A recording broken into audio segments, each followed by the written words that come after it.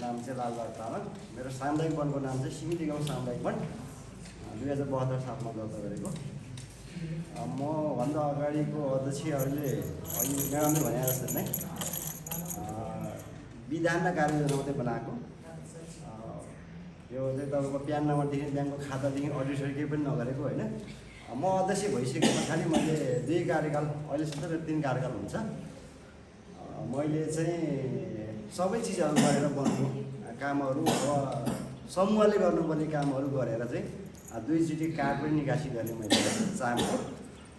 थोरै समूहगत हिसाबमा काम गर्दाखेरि चाहिँ कानुनी कुरोहरूमा अलिकति यो समूहले आम्दानी भएको खर्च चाहिँ अलिकति चाहिँ तपाईँको सरकार नेपाल सरकारले अलिक ट्याक्स तिर्नुपर्ने जस्तै 30%। यो चाहिँ मलाई अलि जस्तै सामुदायिक वन भनेको चाहिँ त्यहाँको सामुदायिकहरूलाई आर्थिक हिसाबमा अलिक माथि उठाउनको लागि चाहिँ हामीले चाहिँ खास गरी सामुदायिक वनहरू दर्ता गरेका हो होइन। हाम्रो जस्तो यो कार्यक्रममा महासङ्घले गरिरहेको कार्यक्रमहरू पनि महासङ्घले पनि यो चाहिँ खाली हुनुपर्छ भनी राखेको थियो। गत सालमा गऱ्यो होला। गत सालमा चाहिँ मैले चाहिँ 30% चाहिँ कर तिरेको हो। यसलाई चाहिँ अलिकति चाहिँ न्यूनीकरण गर्नुपर्छ।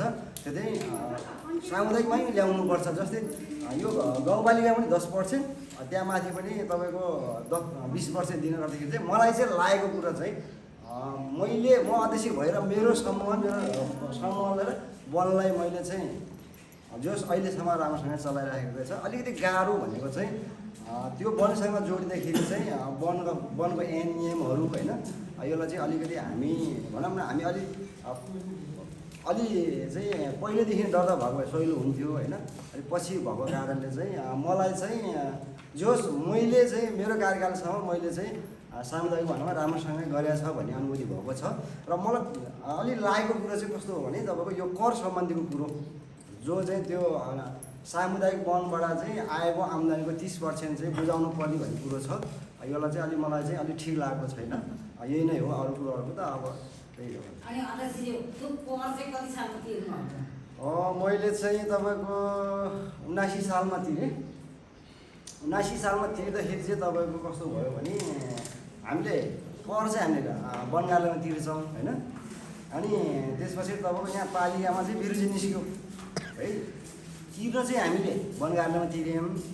यहाँ गाउँपालिकामा बिरुजी निस्किसके पछाडि पालिकाले के भन्यो तपाईँको वनले चाहिँ अरू काम गर्नु पाइँदैन भन्यो हो। मैले चाहिँ के भन्यो भने हाम्रो आय स्रोत नै वन हो भनिसके पछाडि यहाँ बिरुजी निकाल्ने र त्यो वनको आय स्रोत त्यो वनलाई चाहिँ हामीले कार्ड अरू बिक्री गर्न नपाउने भइसके पछाडि त हामीले बिरुजी कसरी तिर्ने त होइन। अहिले पनि तपाईँको त्यो समूह नै अब हामी दर्ता गर्दैन हामी त्यसरी निस्केर बस्नु पऱ्यो होइन भने त हामी त पाउनु पऱ्यो भनेर मैले पालिकासँग कुरा गरेर चाहिँ गत सालमा चाहिँ तपाईँको 82मा के अरे 72मा चाहिँ हामीले कार्य थियो। 72 सालमा चाहिँ हामीले चाहिँ गाउँपालिकासँग के कुरा गरेँ। म आफै वडा सदस्य पनि हो। अनि भएको कारण चाहिँ मैले यहाँ गाउँपालिकासँग के भन्यो भने तपाईँको यो चाहिँ हामीले तिर्न पर्ने हो भने चाहिँ हामी यो पनि डिसमिस गरिदिन्छौँ। कुरो हामी सामुदायिक हामी बनाउनु हामी सरकारलाई बुझाइदिन्छौँ।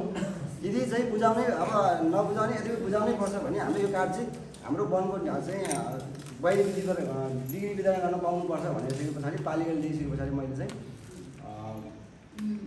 पोहोर होइन परार चाहिँ निकासी गरेर चाहिँ परार चाहिँ हामीले 30% पैसा तिर्यो। तर अहिले यहाँ पालिकामा बुझ्दाखेरि चाहिँ त्यो 10% आएन भन्ने कुरो छ होइन। यो चाहिँ अब अलिकति हाम्रो महासङ्घहरूले चाहिँ जो वन सम्बन्धी र वन सम्बन्धी महासङ्घहरूले चाहिँ अहिले गरिराख्नु भएको छ होइन। गत सालमा मलाई उहाँ अध्यक्षज्यूले पनि फोन गर्नुभएको थियो महासङ्घमा आबद्ध हुनु पऱ्यो भनेर। हाम्रो वन चाहिँ हामीले महासङ्घमा आबद्ध गराएको छैन होइन। यो कुरो चाहिँ होइन उहाँले मलाई चाहिँ फोन गर्नुभएको थियो। मैले आफ्नो कार्यव्यस्तताको कारण मैले आउनु भ्याइनँ होइन। आज फेरि खास हामी चाहिँ म तल यहाँ मिटिङमा थियो एउटा मिटिङमा आएको थिएँ। यहाँ मिटिङ सर जान त एकछिन भन्नुभयो। म अहिले के गरेर बुझाउन त भनेर